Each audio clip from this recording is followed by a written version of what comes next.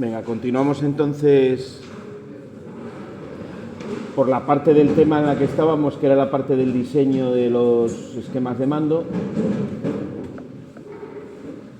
Nos hemos saltado un poco el orden porque, bueno, ya veremos que el tema empieza por la parte de fuerza, pero, bueno, este año decidí darla al revés. Vamos a empezar por la parte de mando, que era la que estábamos trabajando en el taller, y finalizar por la parte de fuerza. Entonces vamos a echar un vistazo a lo que nos ponen los apuntes sobre lo que estuvimos viendo del diseño de los esquemas, que tampoco nos pone mucho, ¿no? Nos recuerda ahí en principio lo que es la realimentación y lo que es el mando por impulsos. Nos da algún ejemplo de diseño también, con temporizadores. Y bueno, vamos a ir echándole ahí un vistazo. De la primera parte, de lo que es la realimentación. Bueno, nos presenta lo que sería un circuito donde no tengo realimentación y tengo un pulsador. Este fue el primer circuito que montamos, me parece que en la práctica 0, cuando empezamos el curso. Lo que veíamos en ese circuito es que solamente la bobina se activa cuando yo pulso. ¿Vale? En el momento en el que cierro el circuito, que es el momento en el que estoy pulsando, la bobina se cierra. Si necesito hacer un mando por impulsos, un posicionamiento, por ejemplo, de una máquina, donde yo voy a ir dando pulsaciones y mientras estoy pulsando la máquina va girando, por ejemplo, para posicionar una pieza, pues ese funcionamiento es válido. Pero para muchos de los funcionamientos que vamos a hacer eso no nos vale. Lo cómodo o lo normal en una máquina es que yo le dé a la marcha, la máquina siga funcionando hasta que le dé la orden de paro. ¿Vale? El cronograma, que es eso que me pone ahí a la derecha, eso sería una representación en el tiempo de cómo varían las señales. Lo vamos a utilizar bastante en este tema.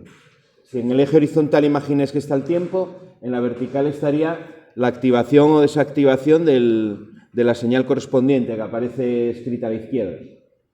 Normalmente se rellena la gráfica en color negro, ¿no? La zona en la que está activada se rellena con el color que estáis escribiendo. Pero sería una gráfica en X e Y, en este caso de una función que sería la activación o desactivación de un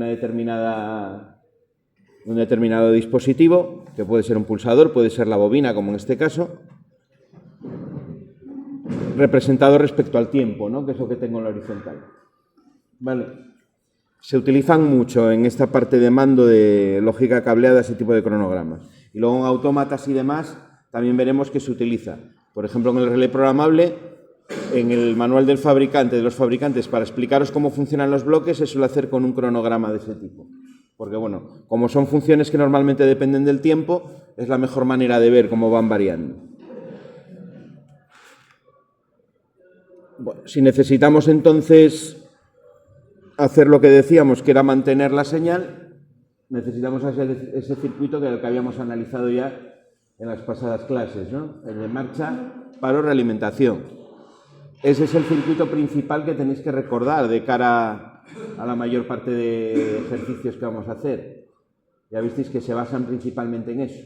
La primera pregunta que hacíamos en el diseño era también si tenemos un mando por impulsos o tengo una señal mantenida, ¿no? Una señal de nivel, una activación por nivel, que llamamos también, o tengo que dar un mando por impulsos, en este caso mantenido, con realimentación.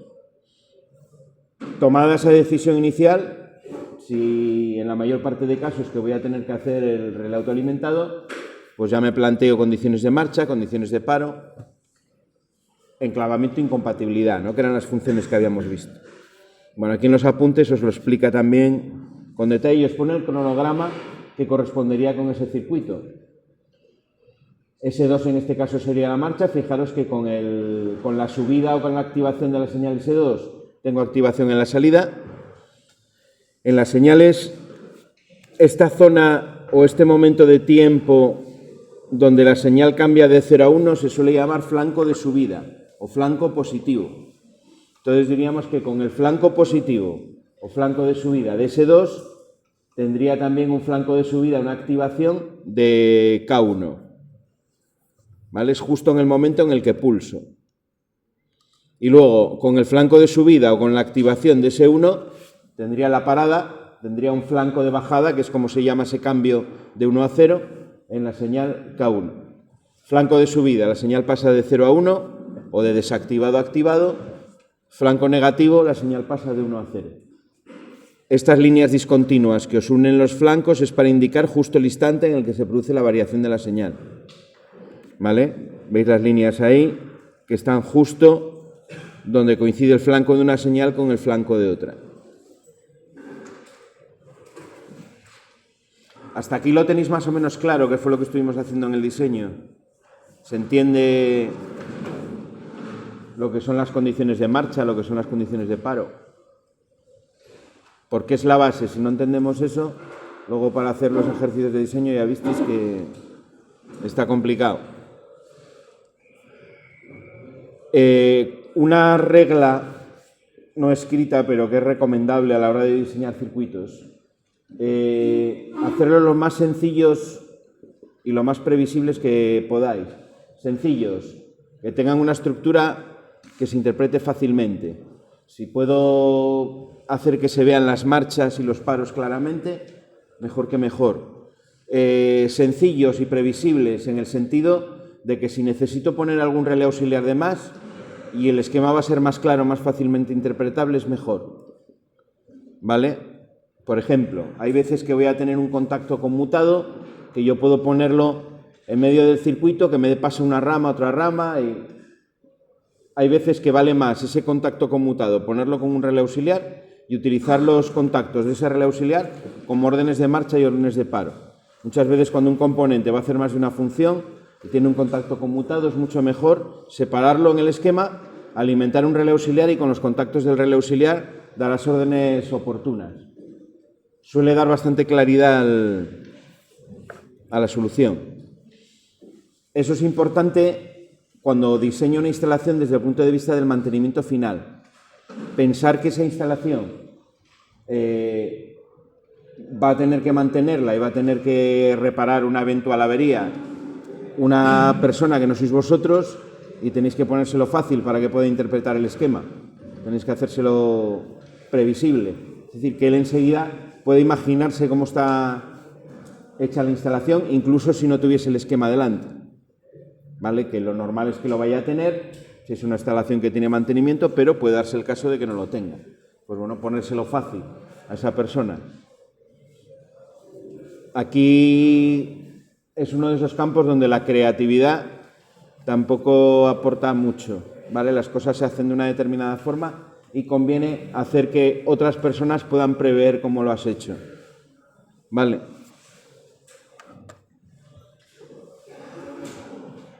Y yo lo pondría por delante del hecho de utilizar menos contactos, que también sería un criterio siempre técnico que utilizamos cuando diseñamos cualquier cosa, ¿no? Tengo que utilizar la mayor cantidad de materiales o de medios posibles, ya sea un programa, serían bloques de programación, ya sea un circuito cableado, que serían componentes físicos, mientras menos mejor, pero bueno, hay veces que añadir algún componente me da ese extra de facilidad para interpretar el esquema, que es muy interesante.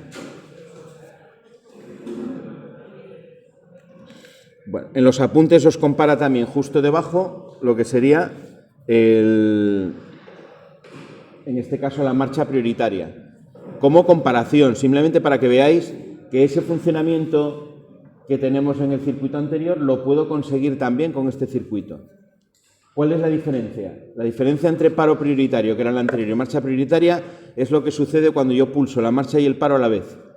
Cuando pulso la marcha y el paro a la vez, en el paro prioritario el que prevalece es el paro, por eso decimos que es prioritario, en este circuito prevalece la marcha.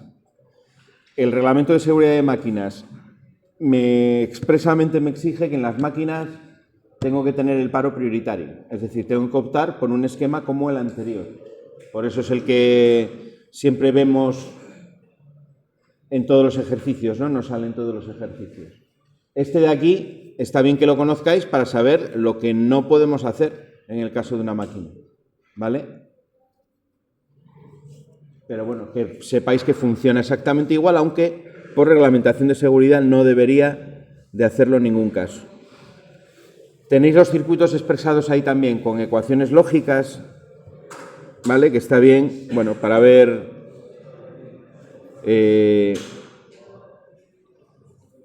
cómo se traduce lo que vimos en el tema 2 en los esquemas que tenemos en este tema 3, ¿no? De lógica cableada. Hay un aspecto importante de estas ecuaciones que ya habíamos comentado, yo creo, en el otro tema, que es el hecho de que en la solución, en la parte derecha, digamos, de la igualdad, aparece la variable, que sería lo que está, o la función, mejor dicho, no la variable, sino la función que está en la parte izquierda de la igualdad. En esos circuitos, donde el K1 me aparece a la izquierda y a la derecha, quiere decir que ese es un circuito con memoria. Habituados a las matemáticas convencionales, os decía también en el anterior tema, que cuando tengo una ecuación, al final tengo que despejar siempre la función, ¿no? Yo no puedo dar una solución, una ecuación, donde la función me aparezca a derecha e izquierda. Al final se intenta siempre despejar. Aquí no es el caso. Aquí lo puedo dejar en los dos lados porque precisamente lo que me está indicando que en la derecha aparezca el K1 es que el K1 tiene memoria, depende de sí mismo. En este caso de su estado anterior. Ese K1 que aparece a la derecha va a ser el contacto de realimentación.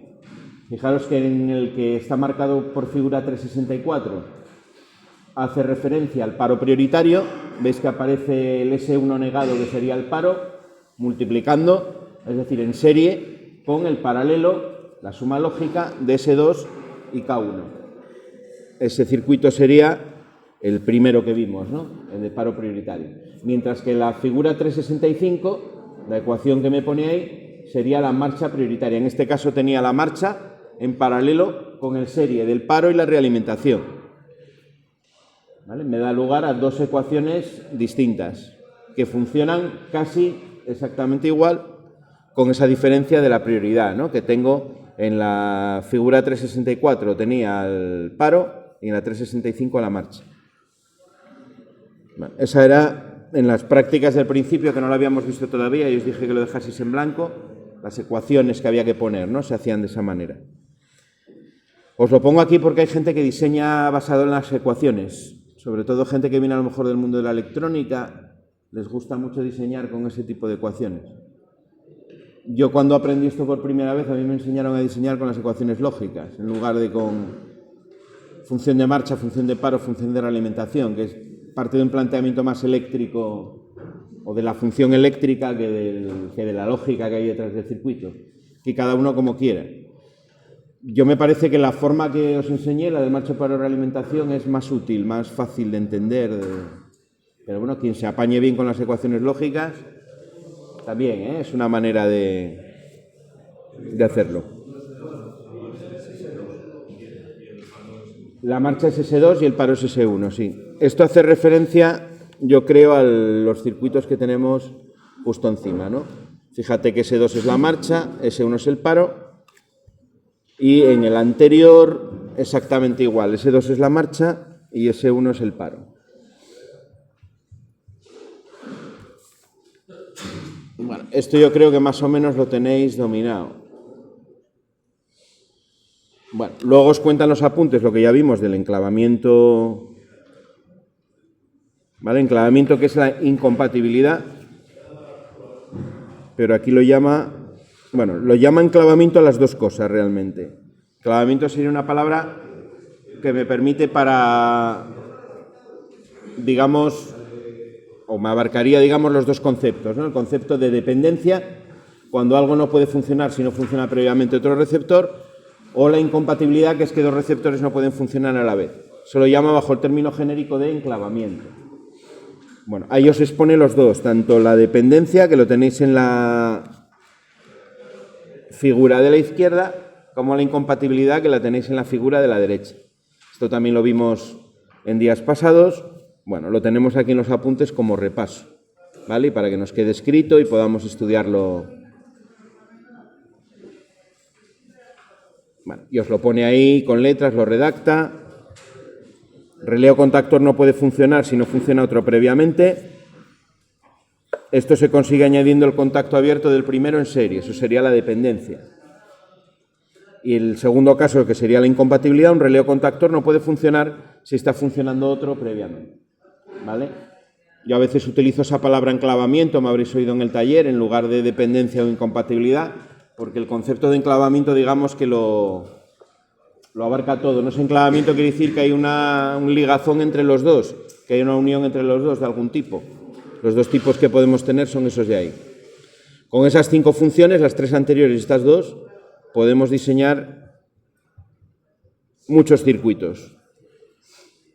Podemos ampliar el rango de circuitos que podemos diseñar si le añadimos además la temporización, los temporizadores, es decir, el factor tiempo. El temporizador va a ser un dispositivo que me va a permitir contabilizar el tiempo, ¿no? Aquí en los apuntes están explicados con anterioridad cómo son físicamente.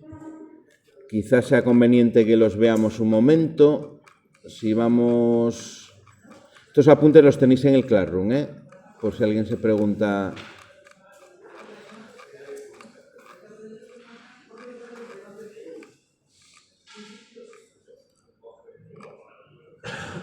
Bueno, los tenemos aquí.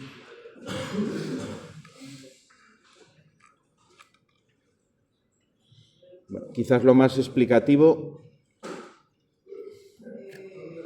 va a ser esa figura con los cronogramas.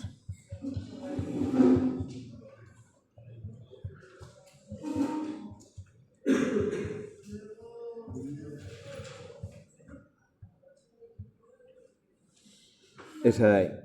Vale. Tengo 3 tipos de temporizadores. Hay más, pero los 3 principales. Retardo a la conexión, retardo a la desconexión y retardo a la conexión-desconexión. Luego tendría que no aparecen ahí los que tienen temporizaciones memorizadas. Es decir, que te contabilizan el tiempo que está la entrada activada, aunque sea intervalos de tiempo distintos. ¿Vale? Alguien me preguntaba antes de las Navidades, ¿qué es la Y1 de los temporizadores? Hay uno de los temporizadores que tiene un borne que es Y1. Ese Y1 es para la temporización memorizada. Si en vez de alimentarlo por A1, lo alimento por Y1, él va memorizando todo el tiempo que tú le estás dando corriente a la bobina y actúa en cuanto ese tiempo se corresponde con el que has regulado. Tal como los estamos utilizando nosotros por el A1, el tiempo lo contabiliza de manera seguida.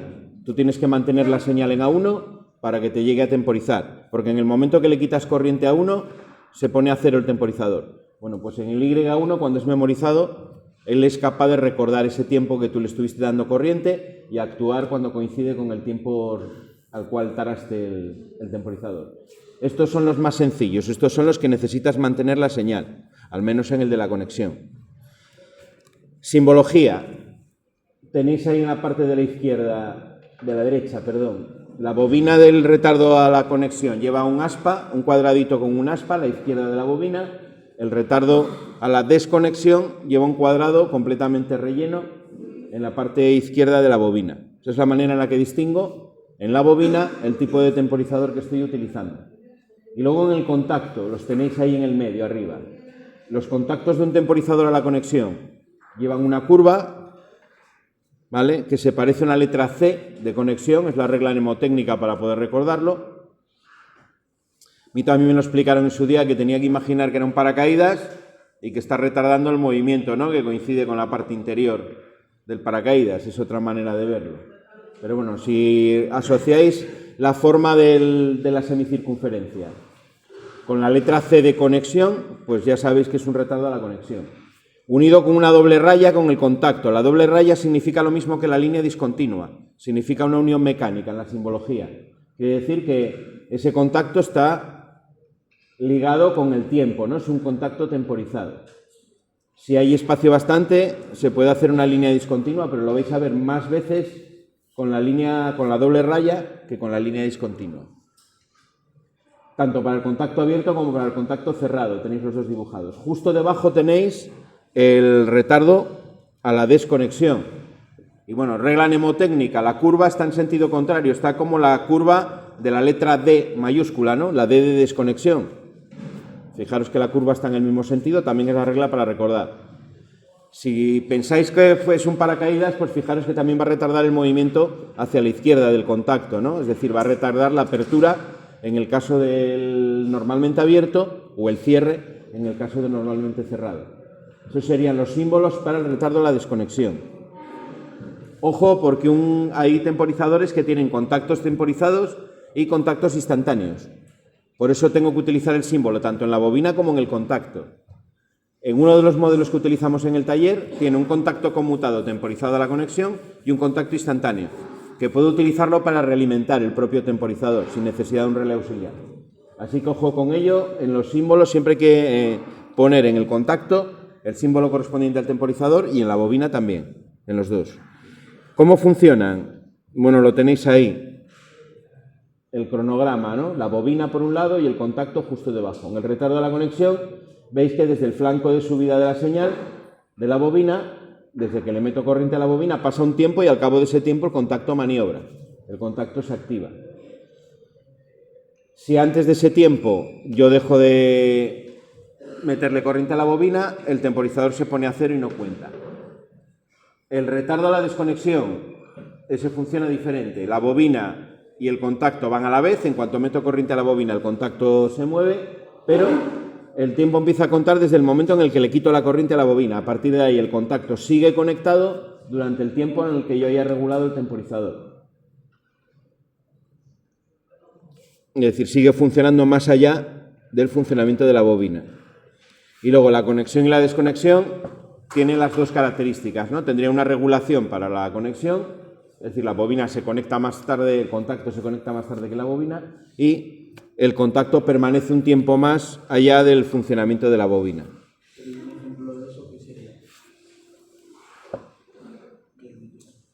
Los hay que vienen así, como los mismos que vosotros utilicéis en el taller, pero vienen con las dos regulaciones. ¿Para qué puede ser útil? Pues no se me ocurre ahora bote pronto un retardo a la conexión-desconexión. Es una carga, o te va a permitir tener una carga que va a ir siempre retrasada con el funcionamiento de otra. Si los regulo en el mismo tiempo, pues es una carga que va a entrar más tarde y va a permanecer un poco más, que van decaladas. Por ejemplo, no se hace con esto porque es otro tipo de instalación, pero en las instalaciones, por ejemplo, de domótica, las persianas se hacen siempre funcionando así en decalado. Cuando yo quiero abrirlas todas a la vez, van entrando con un tiempo de diferencia todas. Al final en la programación, porque lo hago por programación o con un temporizador, lo que hago es exactamente eso de ahí. Los retardo a la conexión y a la desconexión, de tal manera que nunca suben y bajan a la vez, sino que van entrando de manera decalada, para evitar que la punta de intensidad de los motores me eche abajo la protección de la vivienda, del cuadro. Porque los motores, bueno, vamos a ver en este tema que tienen una punta de intensidad en el arranque, incluso los de las persianas de una vivienda que tienen poca potencia, si los metes todos a la vez te pueden echar abajo el automático. Entonces lo que hago es que vayan entrando con unos pocos segundos de diferencia. De esa manera me evito la punta de intensidad y que la protección del cuadro se pueda desconectar. Bueno, veremos ya más adelante cómo son desde el punto de vista constructivo, ¿no? Que hay diferentes tipos. Teniendo claro lo que es la temporización, pues volvamos al diseño del mando con la temporización, que era lo que estábamos. De hecho, ya habíamos estado haciendo una práctica donde utilizábamos el temporizador, que era esa práctica donde tenía que conseguir el encendido en cascada de 3 relés. Práctica 7 probablemente, ¿no?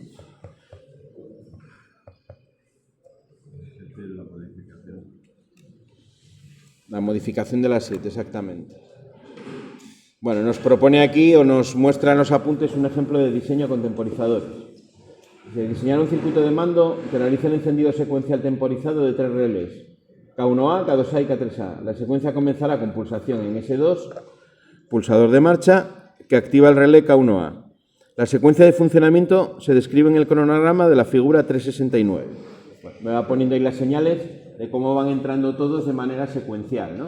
Cuando cae el 1 entra el 2, cuando cae el 2 entra el 3 y cuando cae el 3 la secuencia se reinicia. En este caso sería una secuencia pues similar a la que tengo en un semáforo, ¿no? Una serie de receptores que van entrando secuencialmente y una vez que termina el ciclo vuelve a reiniciarse solo, vuelve a entrar el primero. ¿Vale? En este caso S2 sería el que inicia la marcha, sería un pulsador de marcha, y S1 terminaría el ciclo, terminaría el funcionamiento, sería el par. Veis que arriba con la señal de S2 se inicia el K1A, y cuando meto la señal de S1, que está por aquí abajo en medio, en ese caso lo hace cuando está encendido el 2, se ponen todos a cero, todos apagan, ¿no? Y vuelven a encenderse aquí arriba cuando meto la señal de S2, nuevamente, que es la marcha.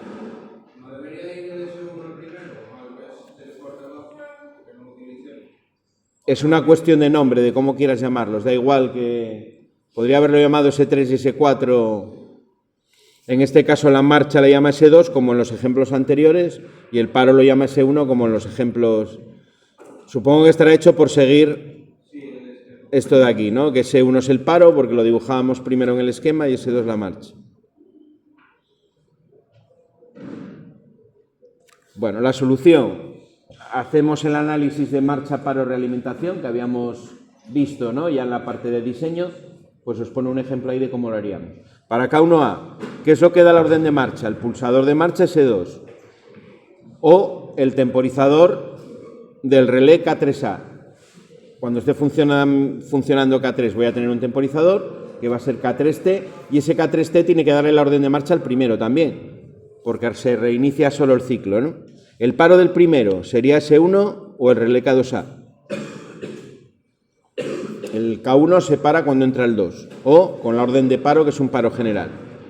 Y tiene realimentación. Para el 2, la orden de marcha en este caso sería el temporizador del primer relé. La temporización que está contando con el primer relé es la que manda el segundo. El paro general o el siguiente relé, cada uno para el anterior, y su realimentación. Y para el 3, en este caso sería la temporización del relé K2A, que sería el K2T, y como paros el paro general, que es S1, y el relé K1A, que es el siguiente en la secuencia, ¿no? Como la secuencia se reinicia, el siguiente que entra al 3 vuelve a ser el 1. Y bueno, traduciendo eso al esquema, lo que me quedaría sería ese circuito de mando de ahí. Fijaros que en el primero tengo dos órdenes de marcha, que serían S2 y K3T, y en los siguientes tengo una única orden de marcha, que es el contacto temporizado. En este caso, fijaros que los contactos están con línea discontinua en vez de con la doble raya. Los paros serían dados por los relés. El 1 está parado por el 2, el 2 está parado por el 3 y el 3 está parado por el 1. Siempre es el anterior el que para al siguiente.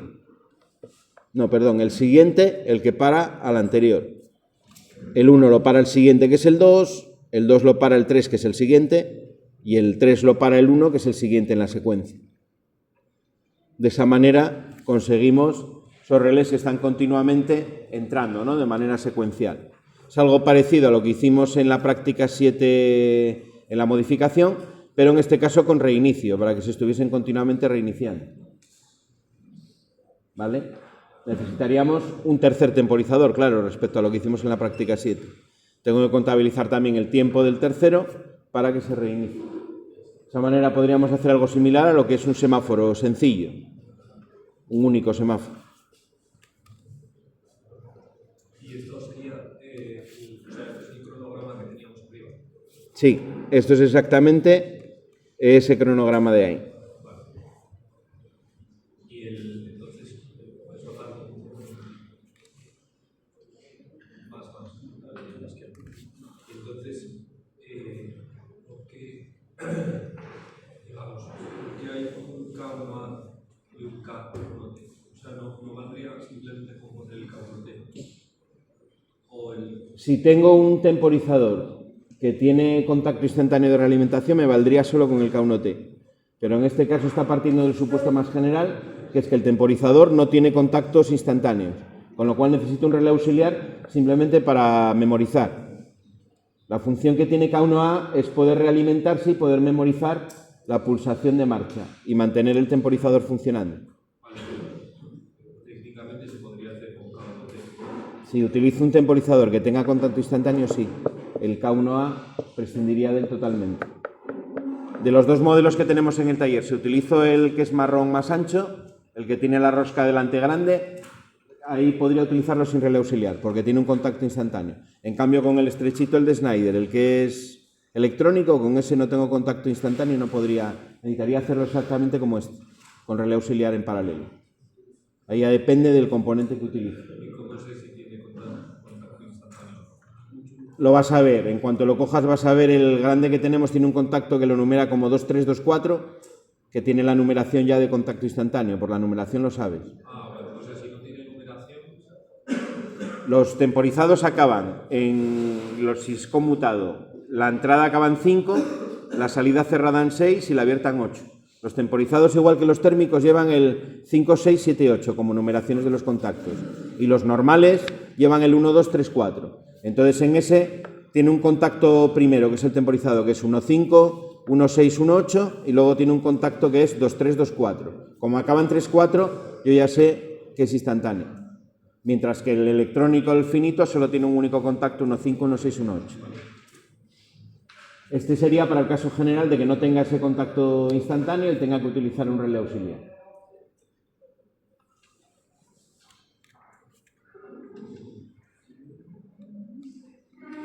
Los primeros semáforos que se instalaron se hacían así, antes de la llegada de los autómatas y de los dispositivos electrónicos, se controlaban los semáforos de esa manera, con temporizadores y haciendo secuencias de ese tipo. Claro, salían unos cuadros para controlar los semáforos. A medida que la complejidad de los cruces y el número de semáforos se iba multiplicando, pues podéis imaginar la complejidad de las temporizaciones que me iban dando, ¿no? De los circuitos. No, funcionaban perfectamente. Esta tecnología, el problema que tiene hoy en día es que, claro, está obsoleta completamente comparado con la electrónica, pero es fiabilidad total.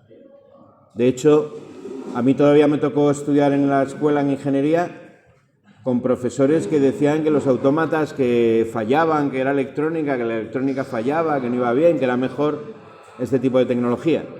Bueno, una persona ya que cuando me daba clase a mí era muy mayor, estaba a punto de jubilarse y, bueno, venía de una formación de esta tecnología, no de la tecnología de los autómatas. Esto era muy fiable y los autómatas son igualmente fiables, ¿eh? No... Lo que decía este hombre en su día yo creo que no tenía razón, porque los autómatas, de hecho, se construyen para que puedan aguantar humedad, puedan aguantar calor, puedan aguantar condiciones industriales que son duras, y igual que la tecnología cableada lo soporta perfectamente. La tecnología cableada es muy, muy fiable. Por eso se sigue utilizando en máquinas sencillas, se sigue utilizando la tecnología cableada porque es que no falla. Y lo único que, bueno, te ocupa más tamaño, ¿no? Tienes que cablear, es otro... Tiene los inconvenientes que vimos en el tema 1, ¿no? ¿No se pueden romper los relés? Sí, lo que pasa es que los relés, sabiendo la duración que tienen, al instalarlos, bueno, como los que nosotros utilizamos, que tienen una base y la cabeza por otro lado, los sustituyes por otro y está. Lo que se hace si tienes un mantenimiento programado es que al cabo de X tiempo tú directamente lo sustituyes antes de que rompan. Que es la sustitución antes de fallo, que, bueno, es más caro, pero es un mantenimiento que te evita las averías. Tú lo cambias antes de que rompa. Si el fabricante te da 1 millón de maniobras, tú calculas, bueno, va a maniobrar tantas veces al día, vas multiplicando el tiempo y a lo mejor te sale que va a durarte 3 años, tal como tú lo estás haciendo funcionar. Bueno, pues antes de los 3 años, en el mantenimiento, tú programas la sustitución de los relés de ese cuadro, los cambias y entonces nunca se te van a llegar a romper. ¿No? Te gastaste la pasta, a lo mejor si lo hubieses dejado